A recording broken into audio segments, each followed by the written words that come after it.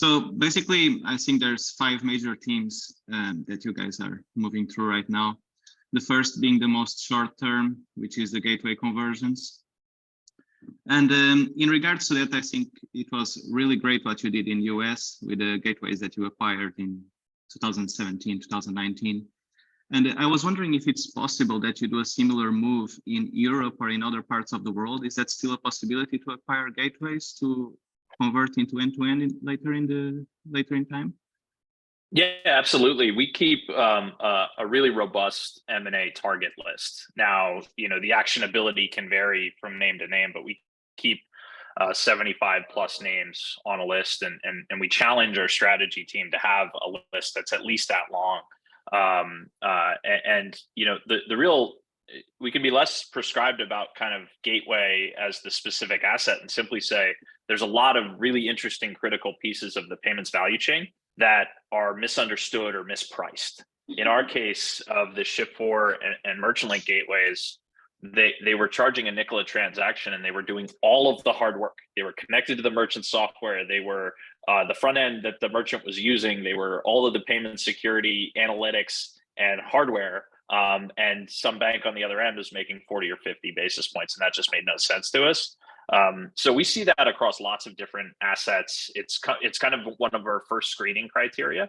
Obviously can't comment on, the likelihood, except that, it's an easy playbook for us. So we obviously look to follow it as often as we can. Got it. So gateways or even software companies like you did with VenueNext. Yeah. Makes sense. Okay. And so also I wanted to ask you, same topic, gateway conversions.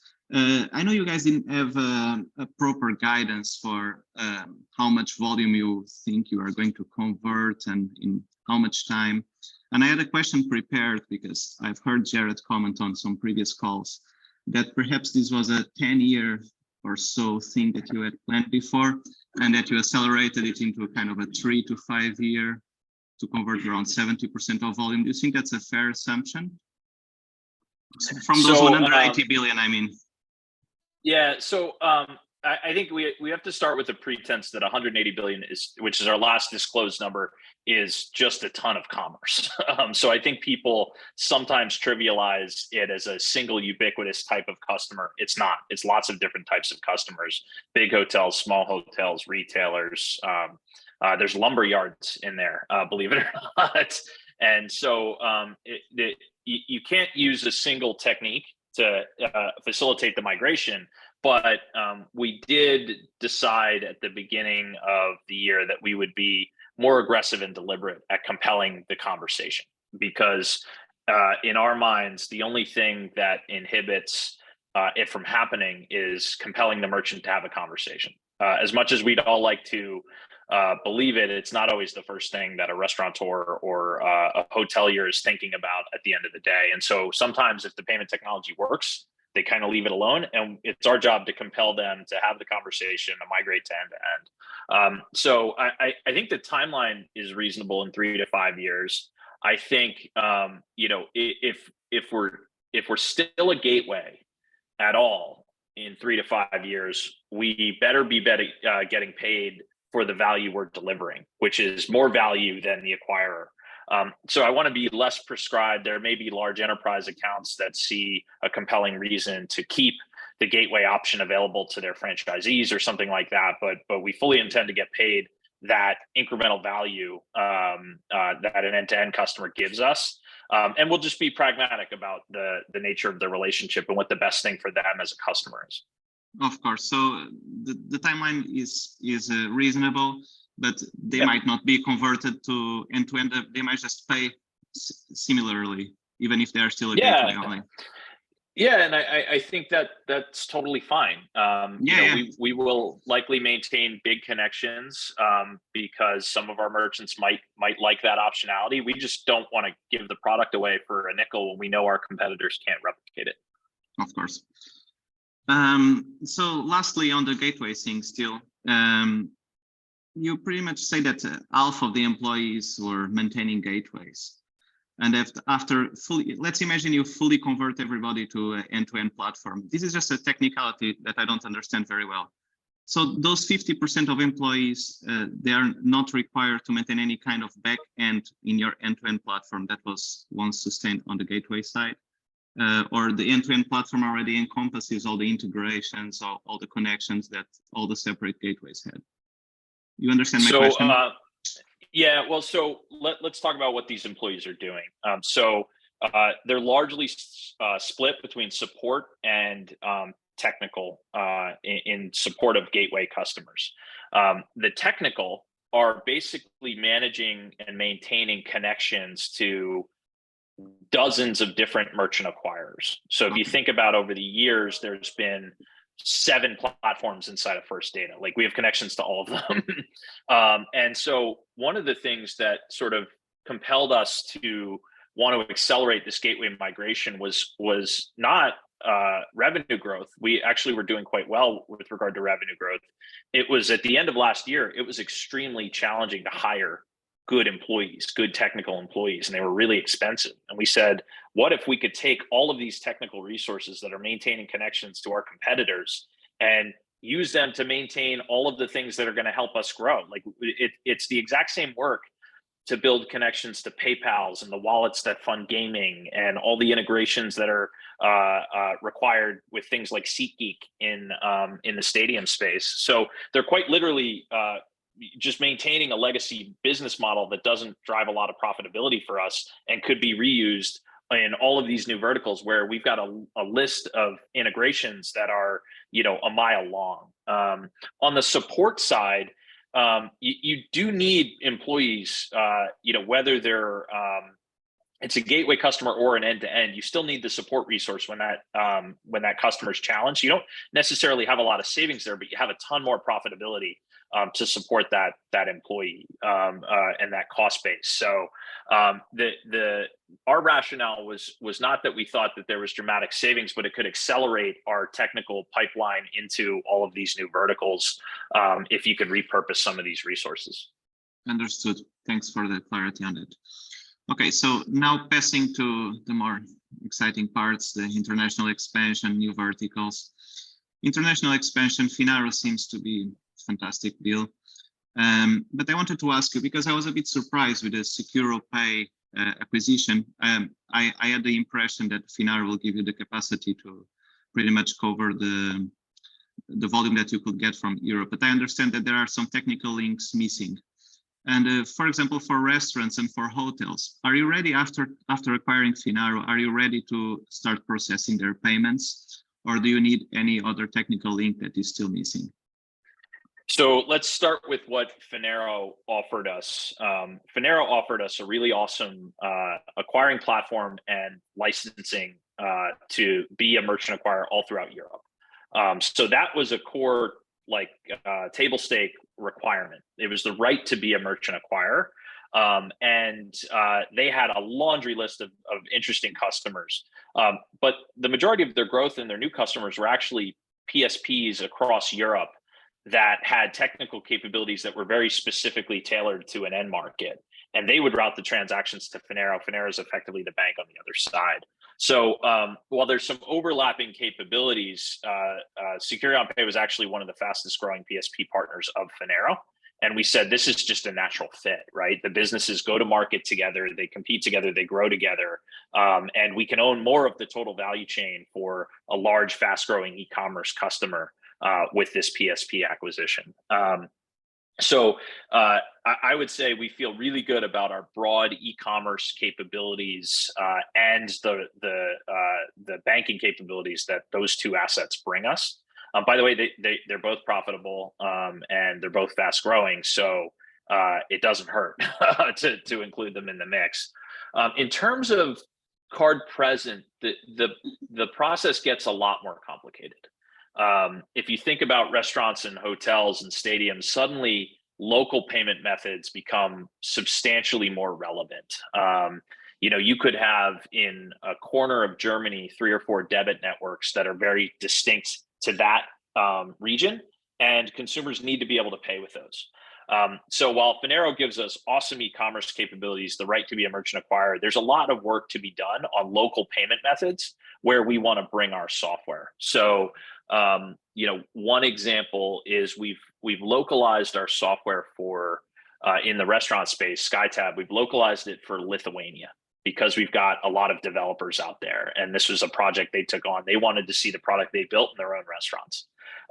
We don't yet have the local payment methods that Lithuanians like to use when they go into a restaurant, and so there's much in the same way we're adding on payment methods constantly in the US, we need to add some local payment methods. And you're going to take that approach kind of geography by geography. Now, that was always the plan, but it takes time. And what made our big new strategic customer from last year so valuable to us is that you could purchase an asset like Finaro, get an instant revenue synergy from this big global e-commerce customer, and then do the work behind the scenes to build out the card present integrations in the markets that you find the most relevant. So we sort of always had this long-term international plan to bring everything that's made us successful in the US all throughout the world, but it takes time, and it takes, that time presents risk. And now we can mitigate that risk with an instant revenue synergy and grow while we're building, which is always really important to us. Okay, that is great. So it gives us more of a sense of how fast that volume could come in. I understand that perhaps it will be a mix of organic build like you do in the US, adding payment methods, but also perhaps a combination of those possible M&A acquisitions of gateways or whatever. Oh yeah, if we can accelerate through buying, we're very, we absolutely want to do that. If buying an asset accelerates us, like hypothetically, this isn't something we're looking at, but if there were a local restaurant point of sale brand in a market we wanted to be in, and we could buy all of those capabilities and replace their software with ours, that would be a really good entry point for us and could accelerate us from building those connections ourselves. We're not looking at anything in that regard, but it's a good hypothetical. Got it. Thank you. So still in international expansion, in the last interview that Jared gave to Lupton, I believe, a couple of days ago, he actually shared something about M&A specifically for LATAM, Asia Pacific, Africa. Do you think you can share some insights on timelines for when you want to become a global company? So, really be on that stage that really only other 2 or 3 companies can compete with. Absolutely. So the plan, broadly speaking, for international expansion for any American business usually starts with Europe, and then Central South America, and then Asia Pacific, and then Africa, and we're kind of following that, but with a little bit more of a guide from this big strategic customer, which is what markets are they already operating in? What markets do we know we've got instant volume in? What markets do our card present integrations have relevancy in? And just how cohesive are those markets and buying behaviors? Because can a single solution solve a lot of the market, or do you need to look at either building tons of fragmented things or solving, for a less developed market? So if you think about Africa and Asia as markets that are still evolving dramatically in terms of consumer behavior with regard to electronic payments, we will probably tackle those last.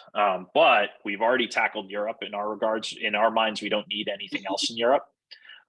With regard to our card present software, I tend to think we're going to have a beer drinking country first, wine drinking country second approach, because Americans have that model has worked well for Americans. And then in Central and South America, it's a strategic imperative. We know we've got a big customer there already. We know the market is really fast growing with regard to electronic payments, but mature enough that it doesn't present some of the risks that other markets might.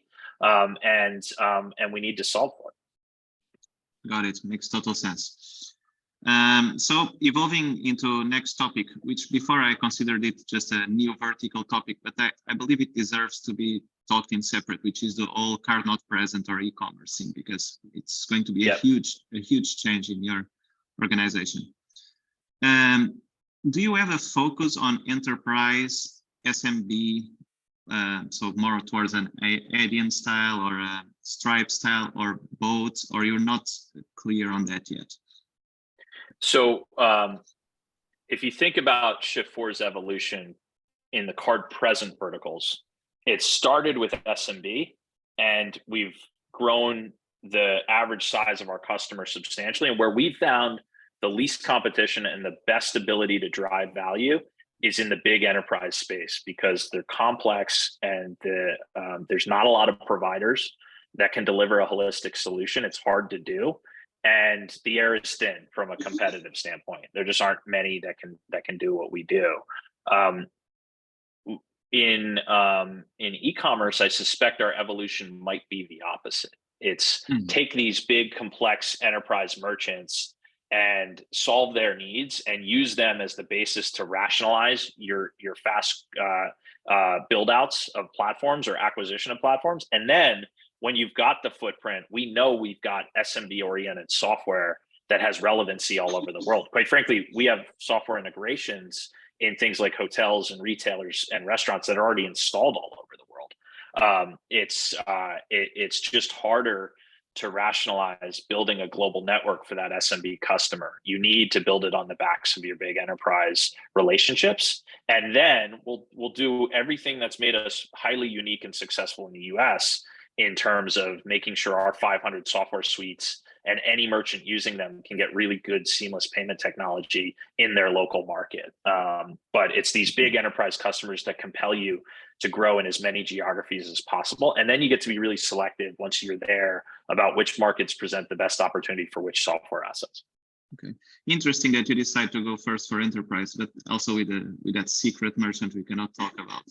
I guess it makes more sense to target those first and then work your way down. Also, Finaro has a couple of big ones as well. Yeah, they do. And quite frankly, these are the merchants that have the most complex needs and have the least they're serviced the least well, right? And so we want to step in and solve a problem that hasn't been solved yet. The one thing I would point out, and it's kind of a fascinating thing for us, is we've grown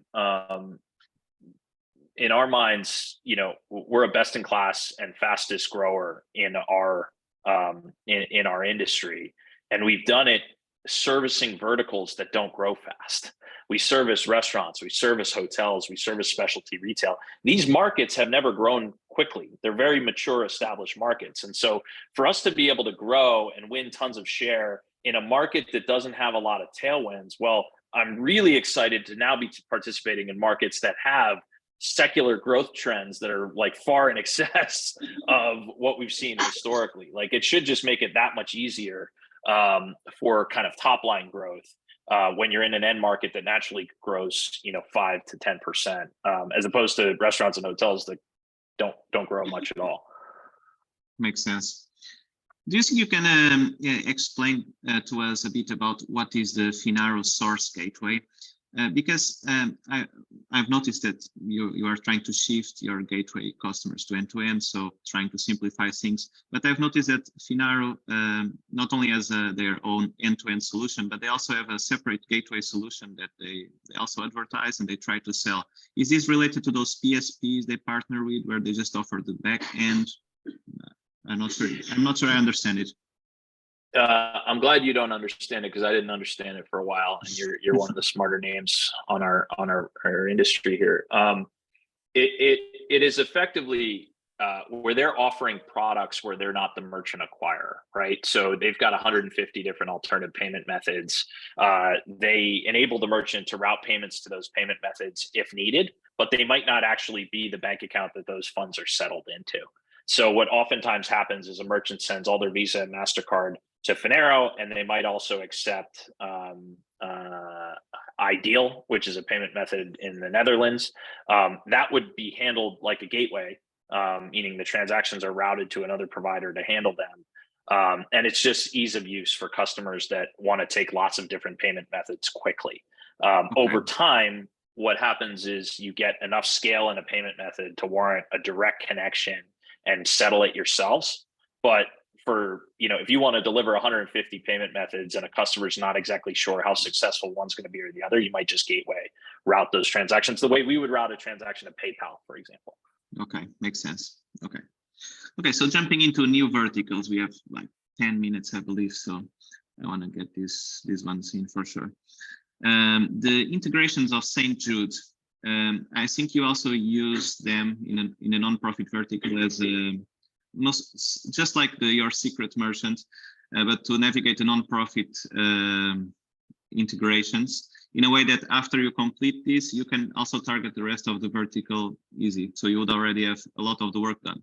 I wanted to know is after you complete all the integrations that St. Jude needs, you are ready to take over the rest of the vertical easily, or is there also a lot of work to do after that? And I ask you the same for iGaming, because for iGaming, instead of being in the integrations, I'm asking you about the licenses that you say that you have been gathering in the process of BetMGM. Will that give you, for example, let's say you have a partnership in physical casinos with Caesars, I know. If you also took over their iGaming business, will the same licenses apply to them, or you would have to get new ones? So from a licensing regime standpoint, basically any geography we get a license, we can handle digital or physical payments. So that's not a problem. But let me tackle the nonprofit vertical first, and actually let me tackle the gaming vertical first.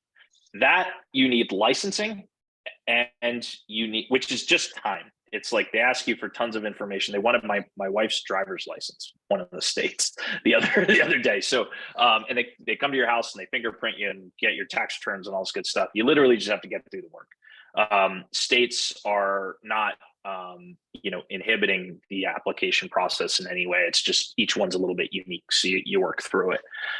You need not just the licensing, you also need a pretty extensive library of integrations.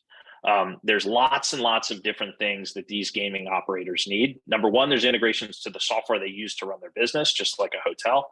But there's also 20 different ways to fill your wallet in order to make a wager, and there's probably 20 different ways to get the money out of your wallet. And our customers want us to enable as many of those as possible because it's a new and evolving market. No one's quite sure what's going to compel the consumer to fund their wallet the fastest, or what's going to be easiest. So there's lots of integration work. We're further along than nonprofit because we started about a year earlier. So we're able to serve a large customer in BetMGM in any of the geographies that we're registered in, but that market's evolving, and we'll build integrations as fast as we can. And there's others doing this too, right? Nuvei's doing it, PaySafe's doing it. We're all kind of building out the network, much in the way, by the way, Shift4, Merchant Link, Freedom Pay, and Fusebox built out these networks for hotels when they were starting to get software for the first time 25 years ago. Nonprofit is highly unique in that big nonprofits use just as much software as any big hotel, stadium, gaming operator. There's lots and lots of software they use, but there is not a single platform that has stitched all of those software suites together the way Shift4 has for hospitality, or Shift4 is doing for gaming. So I'd like to say that we'll be done at some point. I don't know that we're ever done. Like it would be 50 different software integrations just to support St. Jude. And we'll get as many of those as we can, as quickly as we can. And quite frankly, St. Jude is very helpful in talking to their software providers and saying, you should integrate to Shift4, and here's why you should. We've done a really nice handful, so we're getting nice volume from that customer today. But it's going to be years before we're done all of it. Now, why are we excited about that? Well, we're excited because no one else is doing it. And that means that if you think about who's going to be really, really advantaged to deliver a highly unique solution to the nonprofit space, it's going to be Shift4 and likely no one else, because these software companies don't want to integrate to a new payment provider. If it works, like Stripe, they do the work and they forget about it, and they spend all their time evolving their own software to suit their end market. Well, they don't often think from the experience of the customer who might be using 30 or 40 different pieces of software that they're getting 30 or 40 different deposits and they have to reconcile 30 or 40 different reports to the bank account. So we're building something that quite literally doesn't exist in nonprofit. It should take a long time. Quite frankly, each integration we get means that we're that much more relevant in the market and compels that many more other software suites to want to work with us. So we're really just executing on the exact same playbook we saw play out for hotels, and we see playing out for gaming, and we ran in the stadium space. It's the same exact playbook. It's just there is no competition in that vertical. So it should take years, and when we're done, there should be nothing like it, and we should dominate the market for these large merchants that use lots of software. That's great, because it's a huge market. Honestly, I think it's the most underappreciated. It is. It's a massive market, but quite frankly, it's immensely fragmented. Like, the customer isn't demanding a highly integrated and sophisticated solution the way the gaming operator is. Like, nonprofits are generally run by thoughtful people who might be volunteering and just kind of deal with it. So we're building something highly new, and it will have tons of relevancy, and it's a huge market, to your point. So we're excited, but it should be years. And quite frankly, when it's done, we know that our nearest competitor is years behind us, and that's good. Yeah, that's great. I hope you can give us an extra 5 minutes for 2 more questions. Oh, of course. Thank you. So I think this question for me might be the most important. It was also asked to the management of Finaro in an interview a couple of months back, which is, when merchants are looking for a solution for a uniform experience. By the way, this one was not in the questions I sent you. No worries. No worries. They usually look for companies that have done a lot of M&A, which is usually legacy companies, and that kind of detracts them from going with it, and they would rather have something like Adyen that has built everything by themselves. Also, there is the problem of cultures clashing, perhaps. Finaro and Shift4 trying to make a uniform solution might not be the easiest thing. How can you stitch so many things together and be able to provide a similar experience to Adyen? So it's a great question, and I think Adyen is like a phenomenal company. So aspiring to get anywhere close to them is good for us. The one thing I would say, though, is if you look very carefully at our M&A history, there hasn't been a ton of overlap in the capabilities. We've bought restaurant software, but those restaurants kind of all lived in their own swim lane of food and beverage. And the same software that was in a local Italian restaurant was not the same software in Cheesecake Factory, for example. So there wasn't a lot of overlap there. And there was zero overlap between their software and our payment platform. Merchant Link had some overlap with Shift4, but it was almost identical. Like, there were absolutely no need for those two platforms to exist because they all had the same software integrations. And so awesome real synergies inside of that, but a huge growth opportunity. And Finaro, like, what they're doing in the US internationally is almost the complete opposite of what we're doing in the US. It's cross-border e-commerce in Europe, and we are card present physical commerce in US. So they're really, like, the assets are highly complementary. Now, to get to the culture point, that is tricky, right? You had people that historically went to market a very specific way, and every time we buy a business, we completely flip the go-to-market and value proposition on its head. The way you solve that is by growing really, really, really fast. If you're an employee at Shift4, chances are you didn't sign up to work at Shift4. Chances are you signed up for an acquisition that we made at some point in time. But odds are your pay has grown exponentially because we've grown exponentially as a business, and that solves a lot of those cultural issues. Said much more simplistically, like, when you're winning together, the I wanted to run this play on the field and you wanted to run that play becomes less of an argument when you're both winning as a team, as often as we are right now. So we've been very successful to date in this regard. It does take time, by the way, and quite frankly, it's seeds that you plant. Like, in the M&A process, you make sure that that document never gets signed until everyone on both sides is abundantly clear around how we're going to go win together.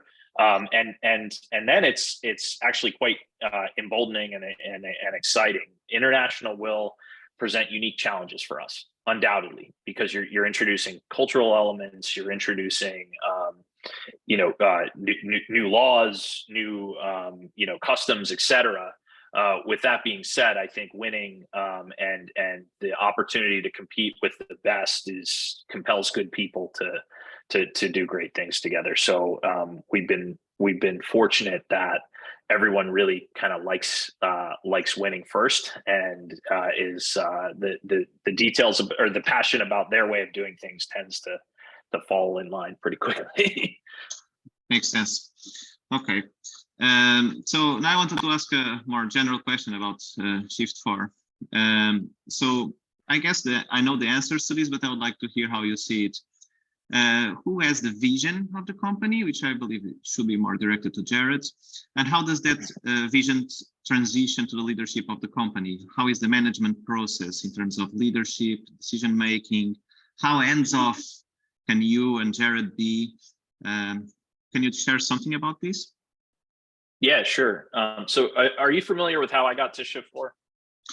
Well, I've seen in your LinkedIn that you were there since day one, and then you went out, and then you came back, right? Yeah, well, so it was my first job in between high school and college was in Jared's parents' basement. And then I was the idiot that left and went to college. He told me not to go, and I said, there's no way I'm doing this fly-by-night basement startup thing, like not a chance. And he asked me back virtually every year from that point forward. So I got the privilege of kind of watching the company grow. And I actually really enjoyed my career in finance. I was at Blackstone for the bulk of my career, really loving it, and also watching this business grow. And this speaks to, I think, the culture. I was always very hesitant to join. Number one, because I really enjoyed my career, and Blackstone was a great company to work for. But number two, what if this was luck? What if this were just a bunch of lucky guys who got in the right industry at the right time? And two things happened that finally compelled me to say, I've got to join them, which was, number one, they went out and built an air defense business, totally off to the side. And I was going on trips with them, buying fighter jets all over the world, and their customer were things like the United States government, the branches of the military. And I'm like, this is no longer luck. These guys are awesome, this management team, and they're able to replicate the success they're having in payments in a completely different industry with a completely different customer and a completely different product. So this is no longer luck. This is something that they can actually manufacture, that is success. But number two, they had just assembled the restaurant ISV acquisitions and the Shift4 Gateway acquisition, and the company was going to quadruple. It was just abundantly clear to me that was going to happen, and the ability to have startup-like growth with the risk mitigation of a 20-year-old business is exceptionally rare. You just don't find that very often. And from a career standpoint, I had seen it once at Blackstone when they were asking me to come join them. And I said, like, wow, this business is going to quadruple. And if it doesn't, I'm not losing my job. And I saw it again at Shift4. And sure enough, the volume that they were doing per month when I joined is like what we do in several days now. And I've been here about 5 years. So now in terms of how that works, it's a few things. Number one, the day-to-day business is very, very well understood and articulated by the employees. So everyone knows what our mission is. Everyone knows it's to compel customers to join our end-to-end platform. Now there's flavors of it. There's restaurant, there's cross-selling gateway, there's go find a new hotel or gaming operator, but everyone knows what the North Star is. And I can comfortably say that with things like our restaurant platform and with things like our gateway conversions, those would happen whether or not anyone in senior management showed up to work. It's the muscle memory of the business, and it's happened long enough to where everyone knows how to do that.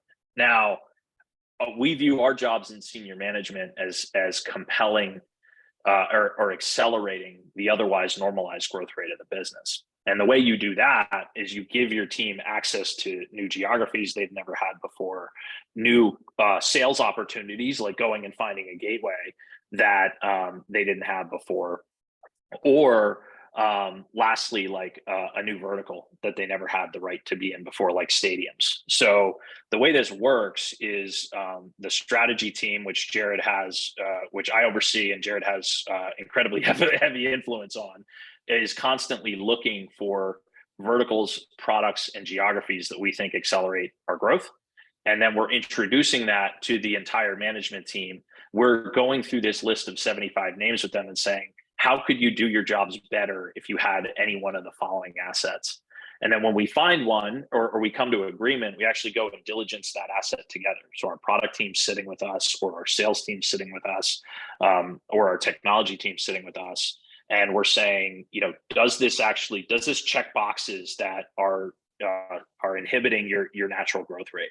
If so, then we should buy it. And it's strategy's job and finance's job to make sure we're buying it at the best price we can for the opportunity it delivers. I will say that sometimes Jared's space career looks like it could be a distraction to the business. The reality is, it's brought us as much opportunity as it's distracted, and he is like the most plugged in individual you can hope for. I think like my mantra is, the best companies in the world, your boss always works harder than you do. And I think that in many cases, you'd find that all the way up the chain at Shift4, where I aspire to work as hard as Jared does, and I don't have a space career.